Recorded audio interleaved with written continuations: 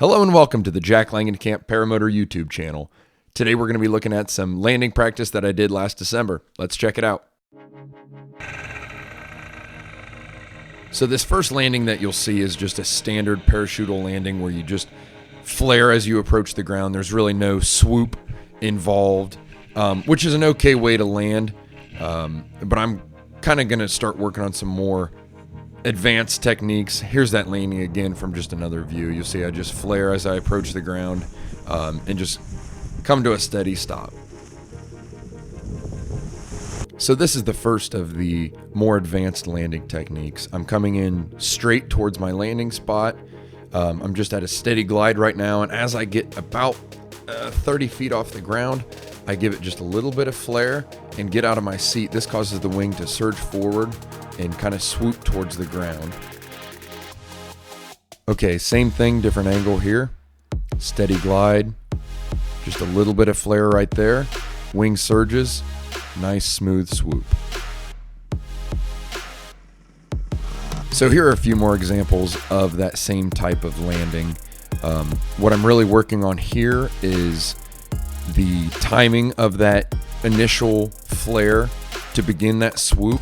And also managing that speed and managing that flare as I taper that landing off and as I approach touchdown.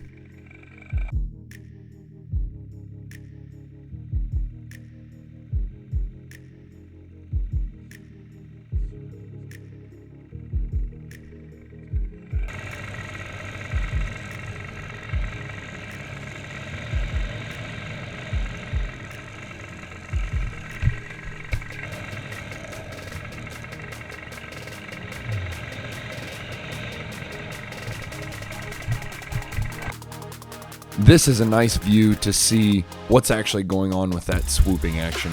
So on my initial brake pull, I will swing forward and the wing will kind of stall. So here that is. Then the wing surges and I swoop out from underneath of it.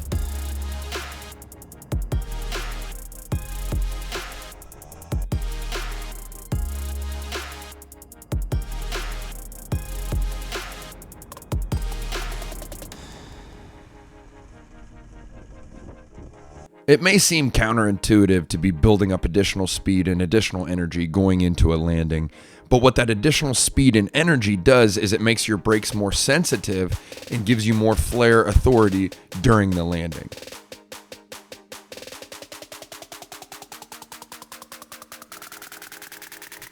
This landing here is an example of where that additional brake authority is helpful. So I actually flared a little bit too late, but having the additional authority, I was able to pull a little bit more brake to compensate.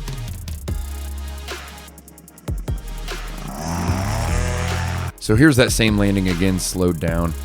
As you notice, I'm coming in a little low and I'm coming in a little fast towards the ground, but I'm able to pull a little bit more brake right there and get that extra little bit of lift that I needed. One more time.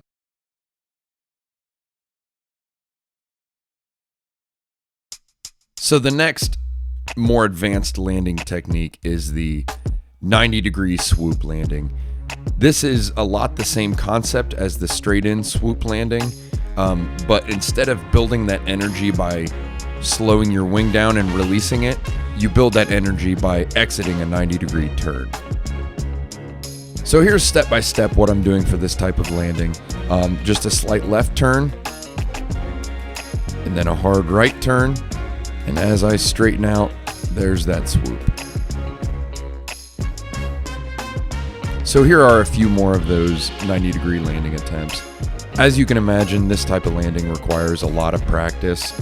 And being that this was my first day really working on this, I was practicing pretty conservatively and making sure to do my maneuver plenty far off the ground to where I had that margin of safety there to keep me from slamming into the ground if I did execute this incorrectly.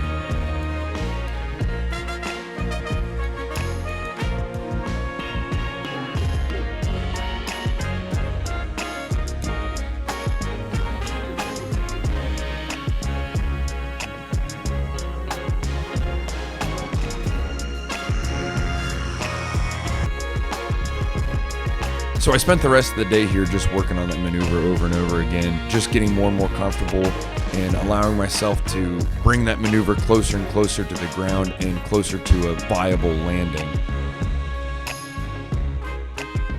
Moving forward, I'm going to continue working on this type of landing, working towards just developing a feel for all the different variables that go into it. Things such as what altitude to start the turn, how hard to pull that turn, how long to stay in that turn, how quickly to exit that turn. These are all things that are going to affect the amount of altitude and the amount of speed that you have leaving this turn and entering your landing.